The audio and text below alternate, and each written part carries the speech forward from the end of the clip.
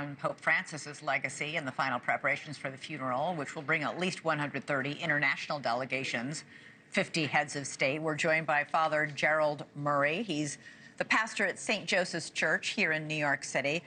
First of all, I just want to talk to you about this extraordinary scene we've been watching, where they actually had to extend the hours. They usually close the Basilica very late at night to the public, but they had to keep it open way past midnight to allow all these mourners to come in and just walk past. They couldn't stop, walk past the coffin. No, it's a sign of the love of the people of Pope Francis, their deep faith in God, their gratitude for Pope Francis for what he did.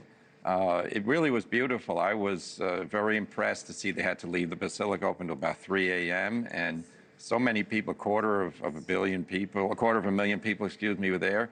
That's remarkable. I mean, it's a testimony of faith. And, you know, a lot of people came to Rome. It's Easter week, and they were here for different reasons. There's also the Jubilee going on. Jubilee of Hope. There was going to be a canonization of a new saint on Sunday that was canceled because of the Pope's death. So the people who were there were expecting to see the Pope, and instead they got to pay their respects to his body. So we saw that very solemn procedure today where they actually sealed Pope Francis's coffin.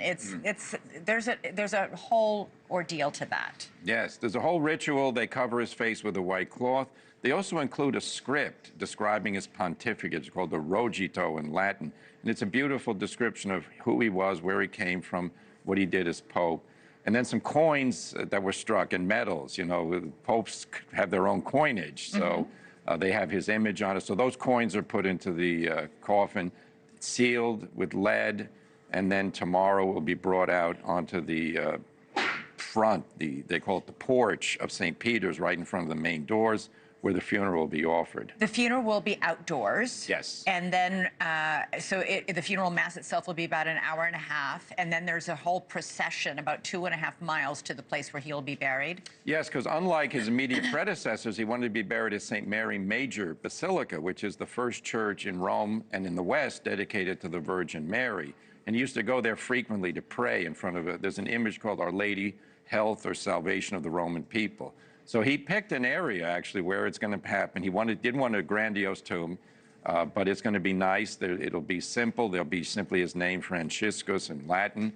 So the procession from the Vatican to there is going to be kind of an innovation, a new thing, but it'll be a time for Romans. We haven't seen that before. Yeah, we haven't seen that, but Roman people can line the streets and bid farewell. Another way of sort of keeping in touch with a common man. You're on your way to Rome this weekend. You'll be there for the conclave. Yep. Is that where you're going? That's where I'm going, yep. So we'll...